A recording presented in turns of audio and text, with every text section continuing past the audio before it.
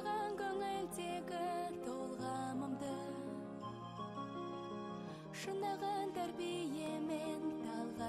Құрметті ұстаздар, мен сіздерді қазан айында аталып өтетін мерекелеріңізбен шын жүректен құттықтаймын.